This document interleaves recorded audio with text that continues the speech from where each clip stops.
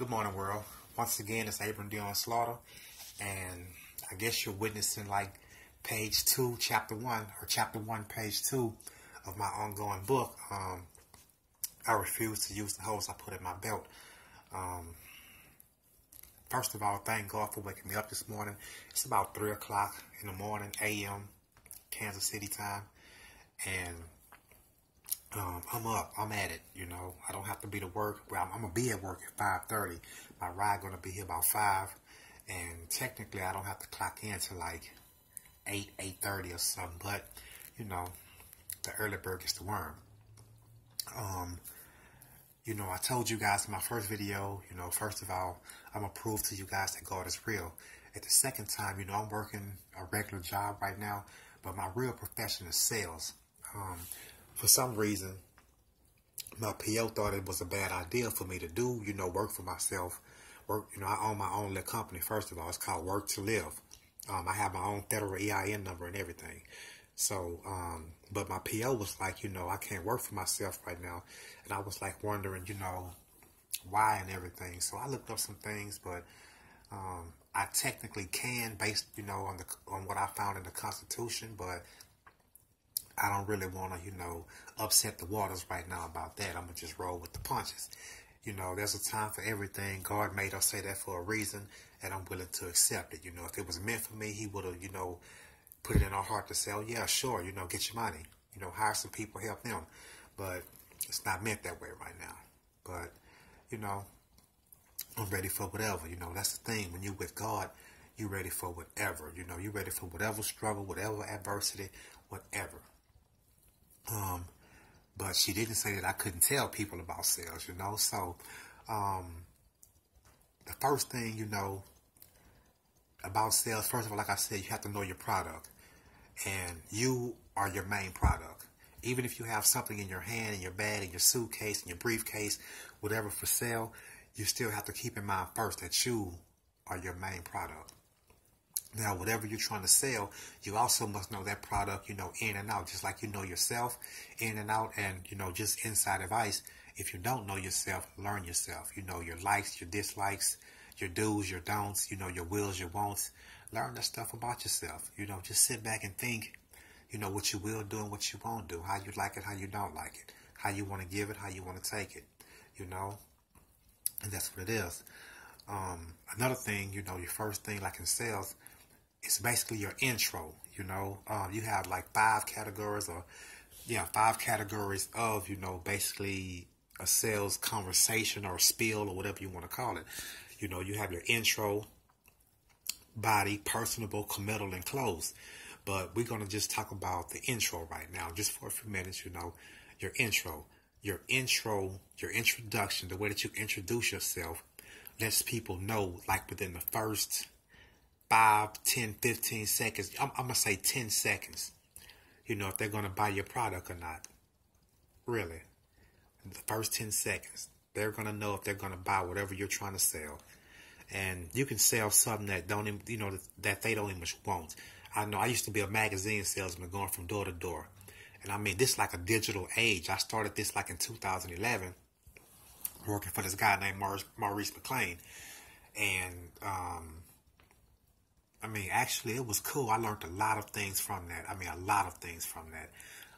You know, God let me go through that experience because he wanted me to learn something. He wanted me to acquire the knowledge. It wasn't about acquiring the money now that I look back on it.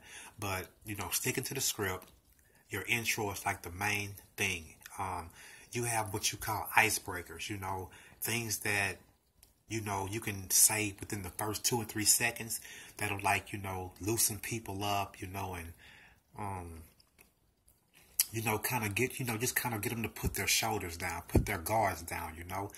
Those are called icebreakers, you know, something like a little joke or something, whatever you want to use that works for you. Now, I'm not going to give you a line or anything like that because what I use might not work for you. So I'm going to let you be creative and come up with your own line, you know. Well, yeah, I'm not going to do that. But anyway,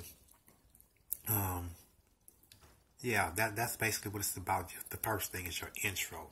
And, you know, I have a thought, you know, which comes from Ken Blanchard. And let me let you guys know, mostly everything, every thought or every quote that I say is basically going to come from somebody professional, somebody who's successful, somebody who's wealthy, somebody who's been doing it for years. So, I mean, these are the people like, I look up to and get advice from because, hey, they're in that position that that I'm going to get to. So why not listen to them? Why not quote what they say? Why not think how they think? Why not do the things that they do? And one of my quotes is, one of the quotes comes from Ken Blanchard. He's the author of The 1 Minute Manager. He's basically a marketing expert, and he says, if you wish to go places you have never been before, then you have to think in ways you've never thought before. And I mean, like, that is so true, I mean, that is very true. So I'm not going to, take up too much of you guys' time. That's just a little food for thought because I'm about to get up and start getting dressed for work and everything. But you guys have a great day, and, don't lose focus on your dreams. Don't lose faith in yourself. And sometimes, Sometimes you have to push everybody to the side. This is coming from me. This is not a famous quote or anything. Even though I'm successful already in my head. I'm wealthy already in my head. Sometimes, man, you have to basically like make enemies. And what I mean by that is, not just go cursing people and punching people and stuff like that. What I mean is you have to literally back away from people. You have to physically back away from people and just do your own thing sometimes. Perfect example. Say, for instance, you have a girlfriend or a boyfriend, excuse me, and you're always saying you love them, but you don't even have a job.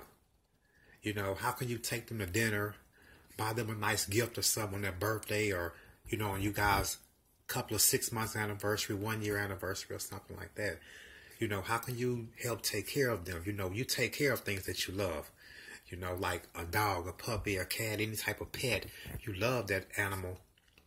You make sure it's fed.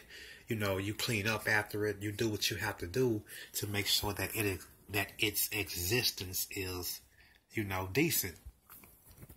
In the best living conditions. You put it in the best living conditions, the best environment.